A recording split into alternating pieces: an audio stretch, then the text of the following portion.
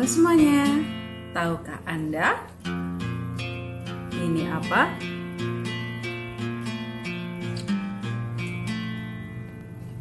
Ini namanya bote. Bote, keren ya namanya, seperti pemain sepak bola asal Afrika gitu. Bote ini adalah sejenis talas. Ya, di berbagai daerah disebut dengan talas saja. Ukurannya tanamannya ya sama juga dengan talas ya, namun lebih besar tanamannya. Dan biasanya talas bote ini yang diambil adalah umbinya, yaitu anakan umbinya, jadi bukan umbi utamanya. Kalau bentul atau talas Bogor kan yang diambil adalah umbi utamanya. Nah, kalau bote atau talas yang kecil-kecil atau kimpul itu yang diambil adalah anakan umbinya. Jumlah anakan umbi bote dalam satu pohon, dalam satu tanaman bisa mencapai 10 atau lebih anakan. Dan ukurannya antara 15 sampai 25 cm. Tapi bisa juga lebih besar, juga bisa lebih. Dengan berat kira-kira antara 300 gram sampai 1 kilo. Dan dalam suatu kondisi tertentu bisa jauh lebih besar lagi. Dalam satu tanaman bisa menghasilkan sampai kira-kira 7 kg bote. Kalau misal 1 hektar dengan 1000 tanaman bisa mencapai 7 ton. Wow, banyak sekali ya. Di tingkat petani mungkin harganya masih rendah ya, sekitar 2.000-3.000 gitu. Tapi di pasar saya beli sudah 12.500. Ya memang kalau kita memang butuh sedikit hanya untuk buat cemilan saja ya di pasar saja lah. Tidak perlu pergi ke desa jauh-jauh. Di pasar banyak kok. Dan manfaat dari bote ini cukup banyak.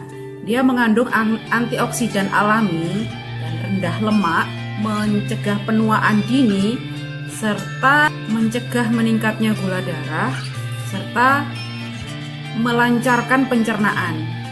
Jadi tanaman bote, umbi bote ini bisa dan sangat baik dipakai sebagai pengganti nasi. Bote ini merupakan tanaman tupang sari, jadi bisa ditanam di sela-sela tanaman yang lainnya. Misal di ladang, di bawah tanaman sengon atau yang lainnya. Dan membutuhkan matahari hanya 75%. Jadi bisa tumbuh di bawah naungan. Menanam bote ini sangat mudah. Ya, istilahnya dilempar saja ke tanah bisa tumbuh. Dan karena yang diambil adalah anakan umbinya, maka indukannya yang telah diambil anaknya bisa ditanam kembali. Jadi mudah sekali. Ditanam biasanya sebelum musim hujan dan waktu panennya sekitar 6-9 bulan setelah waktu tanam.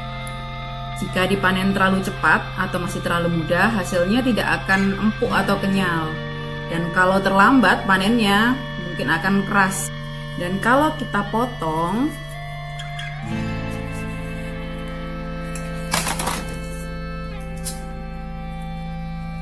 ini dalamnya putih, agak berlendir dan ada bulir-bulir tepungnya. Lihat bulir-bulir tepungnya.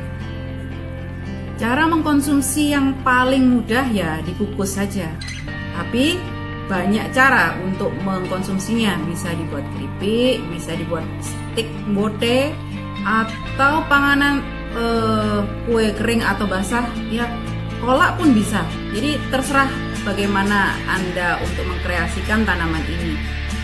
Jika Anda ingin mengukusnya, gampang, dicuci saja waktu masih berkulit.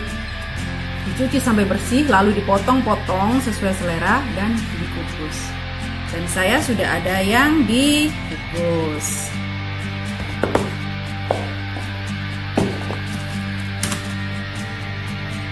Seperti ini.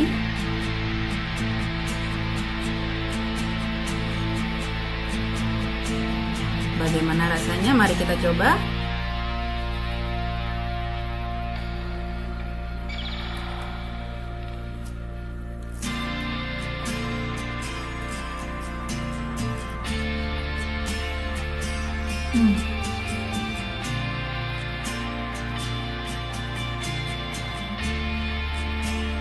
Ini empuk dan pulen, enak.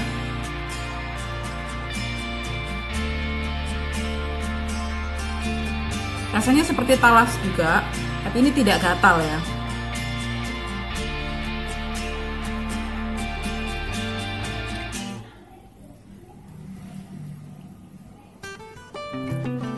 Jadi kalau Anda menemukannya di pasar, silakan mencoba untuk mengkreasikannya, cara mengkonsumsinya. Demikian, semoga bermanfaat.